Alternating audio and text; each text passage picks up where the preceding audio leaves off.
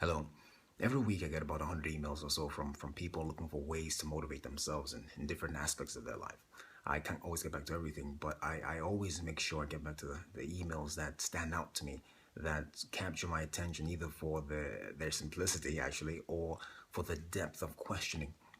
And just the other day, I got an email from somebody who's dealing with profound loss, and they were wondering where do I go from here? How do I handle this? And I thought that look, there are a lot of people out here who are dealing with the same thing, who are either handling it well or poorly, or just not handling it at all. So I thought it would be valuable to share my response with this person publicly. And before I started thinking about how to respond to her, I really wanted to reflect on life. Spend a great deal of time thinking about, well, what is life? And it hit me that life isn't what happens to you when you're looking. What happens to you when you're looking is called a plan. Life is what happens to you when you're not looking, when your guard is down, when your back is turned. It's going to work on a Friday morning feeling good and having your boss call you in. And you know she has a look on her face and you know that look isn't good. You know the economy isn't so hard and we've got to let you go. And all you can think about are those 3 kids you have at home. It's that phone call from your brother saying, hey, they found a growth and it doesn't look good. I don't know how much time I have left. Life is coming home from work and finding that note on the kitchen table saying, hey, I can't do this anymore. I'm sorry, I love you, but I've got to go. And you're frustrated and you're betrayed and you're furious and you're angry, but all you want to do is hold them again. All you want to do is hear those words whispered in your ear, I love you again. That's life. How do you handle that? How do you deal with that, those sort of situations? You see, it's been said 100 times and I'll say it again. You've got to go through it.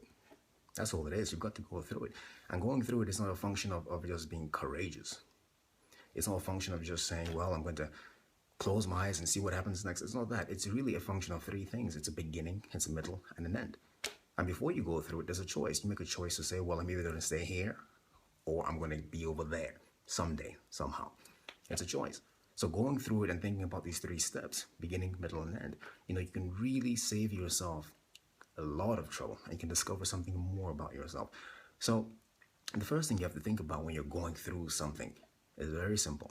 It's, I'm not where I want to be, but I know I can get there. I have faith that I'm going to get where I want to be. So yeah, go through the grieving process. Grieve, accept that, say yes to that. One day you look up and you're still in pain, you're still hurting, but you realize that, hey, it's not as bad as it was. It doesn't hurt as much as it did. And I'm going forward, I'm moving forward.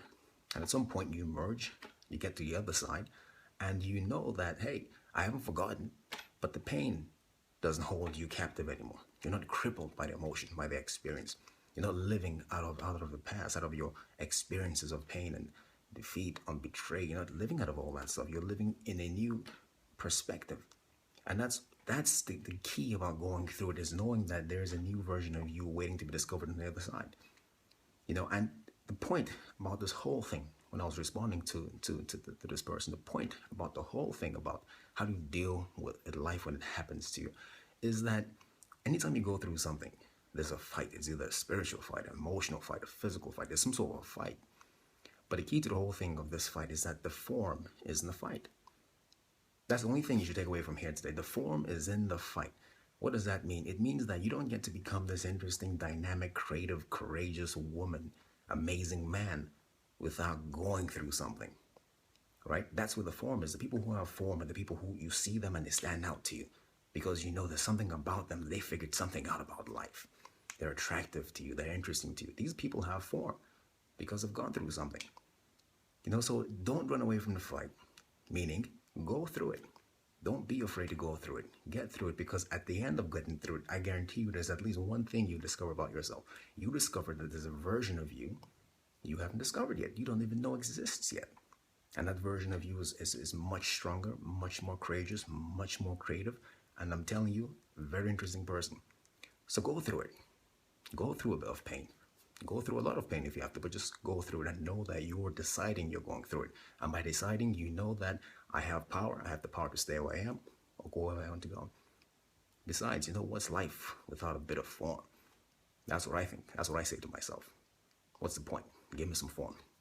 All right. I hope that helps somebody out there. And so please take that with you. Do something with that. My name is Angelo.